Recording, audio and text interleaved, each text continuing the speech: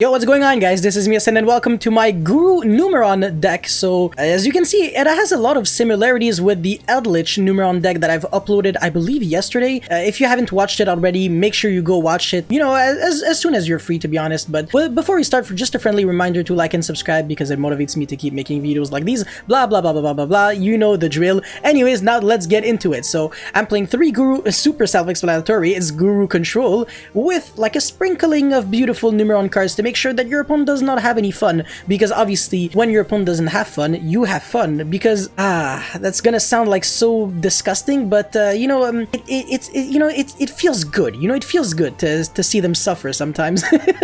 But yeah, this deck is obviously not fun to play against though. It's just fun to play with when you can actually pop off. But don't worry, it's quite consistent, unfortunately. So I hope this is not going to run like rampage on the format, because it's gonna be a problem. Anyways, so 3 Guru, 3 Fiendus, obviously, once again, self-explanatory. It's a searchable Solemn Judgment, so why would you want to main deck the card in, like, Game 1? It's not that great. It's obviously unusable going second, and it protects your There Can Only Be One, which is, like, the main win condition of the deck, to be fair at this point. Well, not really. You have, like, quite a few win conditions, because your Guru can have, like, high attack stats. You can pretty much, I don't know, Zexal, Mega Club, stuff like that. So, yeah, no, this deck is actually definitely very scary. Then you have your one Nemesis Archer. I do not play Umastrix because Umastrix is a gigantic brick in Subterror decks. I know this for a fact because I feel like people who say that Umastrix is not a brick are the people who always get lucky, or yeah, no, it's legit the people who definitely always get lucky. And in this deck, since you're already playing like a really strong like alternate engine, you don't want to clog it with more cards that are very win-more-y. So I know that you can trigger Umastrix like during your opponent's turn as an interruption, but definitely don't go down the path of darkness. It's not worth it. So for the hand shops, once again, 3 Ash, 3 Veiler, 3 Infinite, exact same lineup as for the Eldritch. However, this time, since you're not really using your graveyard that much, the only graveyard reliant card is like Fiendus, and I think Nemesis Archer as well. Yeah, I mean, both of these cards, they kind of rely on the graveyard. I mean, Fiendus, especially if you want to revive, but I think even Negate, oh yeah, Negate as well. It's not just discard, it's sent from the hand to the graveyard, so even if you're under Herald of the Arclight, you can't even use it, like you can't even attempt to use it. So definitely do keep that in mind, because sent from the hand to grave and discard, 2 completely different things, not even close. But yeah, I don't think you need Umastrix, and this hand trap lineup should be good. The Dimension Shifter is also a very good option as well, so yeah. And then 3 Numeron Well with the Terraforming and the 3 Numeron Network, but this time the Terraforming can actually fetch the Hidden City, so I was like genuinely debating, should I play set rotation? I think you should. I think you should also maybe consider Metaverse. But the thing is, Metaverse cannot activate a Hidden City, so you'd have to like search it from your deck to your hand. Because if you activate a Hidden City with Metaverse, it misses timing, because it's an optional wet effect. It's the exact same thing with Union Hangers, so don't try to Metaverse into like Hanger or Hidden City, you will not get the search. It's just gonna activate a useless field spell that kind of does nothing.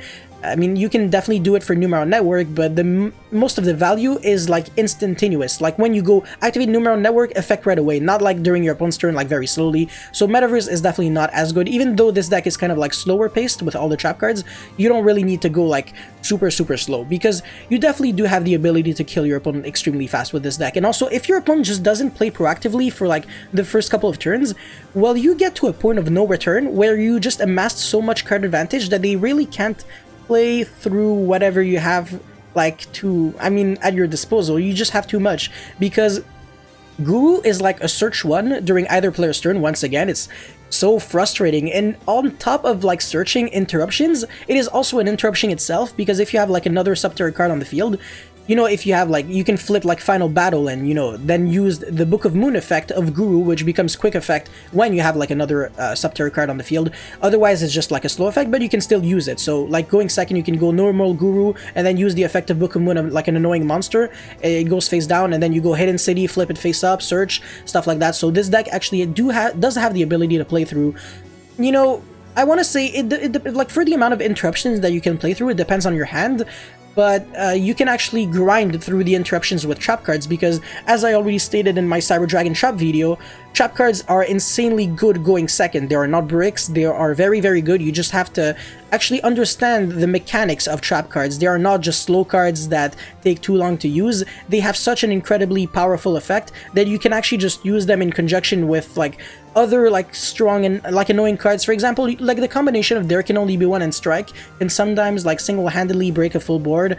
You know, Crackdown can be very, very sick as well. I mean, I didn't even explain the other cards. I mean, oh, I did actually. Final Battle is an obvious 3 of, but explaining Manhunt or Crackdown, it's really, really sick when you actually just steal an opponent's monster and then obviously that monster cannot attack or use its effect yet, but if you have Guru, then you put it face down, and then the next time you actually flip the monster face up that you stole from Crackdown, it is no longer affected by like the annoying condition of Crackdown, so you can actually start using the effect of that monster as if it always belonged to you, and there's no way for your opponent to really get it back. Look, it's just such a cool loophole. Yeah, that is the correct term. It's a nice loophole to make sure that Manhunt or Crackdown, whatever, oh my god, I'm just gonna call it Manhunt because I was used to that name for so long, so I really don't care if you guys, I mean, if you guys can't read because it's literally written Manhunt over there, but yeah, very fantastic card. It has a lot of synergy with this in this deck as well. It's not just an interruptions and that's it, so yeah.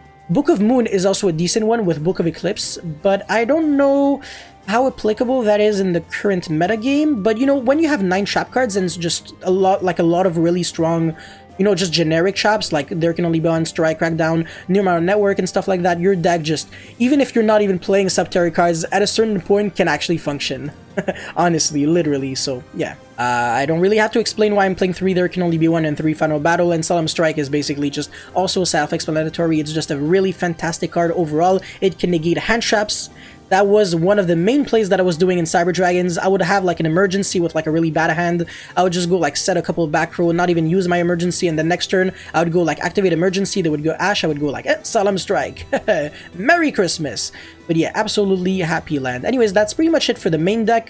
Most of it is quite self-explanatory, but I'm pretty sure there might be like a couple of things that I missed. So if I did, make sure you leave them in the comment section below, because I really do like when you guys actually give me insight on what this deck actually needs, because I am not a god of Subterror at all. I only played it for like a couple of hours, like 10 max, like that's it. Like I usually have more experience with older decks, but this one I just like I kind of skipped it, honestly. I didn't really give it his chance because it was kind of being overshadowed by every other like control deck out there. Like Salamangreat was, for example, like much more proficient than this. But anyways, for the extra deck, I'm playing Nova and Merkaba, which you have a 0% chance of using in game 1 against nobody. But when the Dragma cards are going to get released, basically when Maximus Dragma uses this effect, it actually sends like extra deck cards from the extra deck to the grave, obviously, and you actually just send Nova and like Entis, for example, and then Nova will trigger summoning a Merkaba, and then you can actually just negate your opponent's plays. So that's kind of nutty, no? Like having like a negate without even using a single card, that's like, I'll take that any day of the week. And Entis is just like, you destroy every monster your opponent controls while they're comboing off, so it's kind of like unfair, and you're not really using the extra deck too much. I mean, obviously Hidden Cities, you're using your extra deck, but that's it. Oh, speaking of extra deck, by the way, I'm not playing Pot of Extravagance for extremely obvious reasons. Yeah, and I guess you can cut like one of the Numeron gates, which probably I should be doing. I know one guy actually told me to cut like one of the Numeron gates, because even if you want to use like Numeron Calling twice, you don't even need like 8, you only need 6. So realistically, I could cut like one of 2 monsters and then add like 2 more cards. But I mean, it's freaking Subterrors, man. Like, when are you ever using your extra deck outside of like Numeron Network and like Maximus Dragma? Ooh, yeah. Blackluster Soldier of Chaos, maybe? Because in case you actually crack down a really high attack, like a really high level monster, you can just link it off with it. And Phoenix or Barricade Board Blocker, protecting Hidden City and being able to like recur back like Hidden City or Numeron Network during your end phase. So that's actually really sick as well. And then I'm playing 1 Sonya and then 2 of everything else, like I said, with 1 Zexal and 1 Megaclops. Really, really good against so many decks. I have always, once again, already explained this very well in my Numeron Eldritch deck profile, so if you have any more like doubts, just go check that one.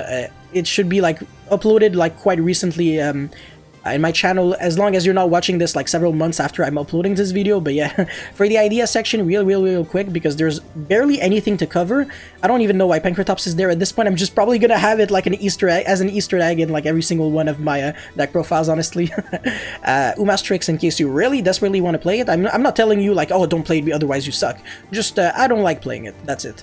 The D-Shifter, I already explained how it is quite good in this deck. I mean, Macrocosmos and Dimensional Fissure could also be okay, but not great actually, because then you're basically just playing Guru with Final Battle like Turbo, which is still good because your Guru will always have like high attack stats, like 34 attack, and then you can Book of Moon your opponent back to back to back, and they cannot play, which is the important part, but that's kind of it, right? You can't use like Fiendus anymore. I already explained that, so yeah.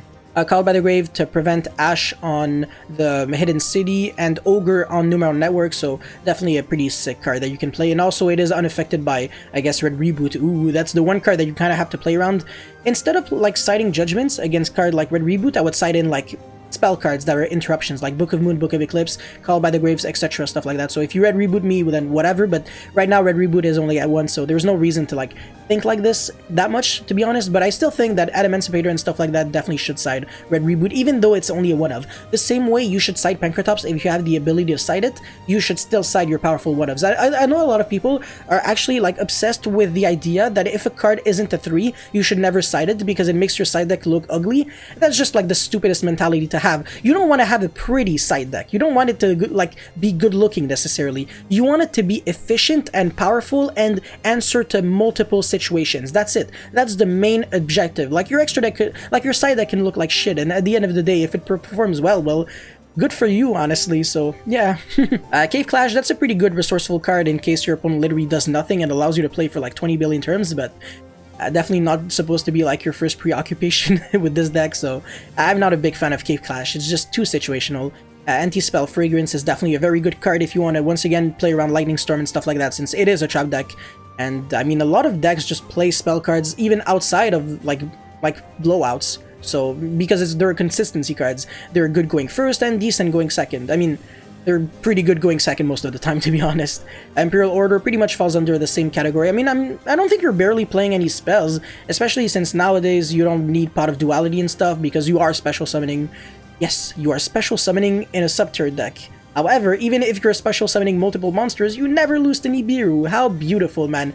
I showcased this in my Numeron combo video, where even if you have like Hidden City and Numeron Network, you can like basically get like all of your 2 engines going without getting Nibiru, even though you technically summon multiple times, because Nibiru only counts normal and special summons. If you set a monster, sure, it does take your normal summon, but it actually isn't considered a summon, and I mean a normal or special. And when you flip it with Hidden City, not only do you dodge Solemn Judgment, because once again, it's not a summon, it's just you're flipping a monster, but you're also getting like that Search of Guru and you're playing around Nibiru and stuff like that, so very, very beautiful. And it's also not a flip summon, it's just a flip. But yeah, basically for Unending Nightmare and Solemn Judgment, I mean, those cards basically I'm just going to include in them in like most trap decks because they're literally just that good. But yeah, anyways, that is pretty much all I had to say for this Subterror, I mean Guru Numeron deck profile. If you have any comments or feedback, let me know in the comment section below. Don't forget to like and subscribe because it does motivate me a lot to keep making videos like these. I love saying this, by the way, I don't care.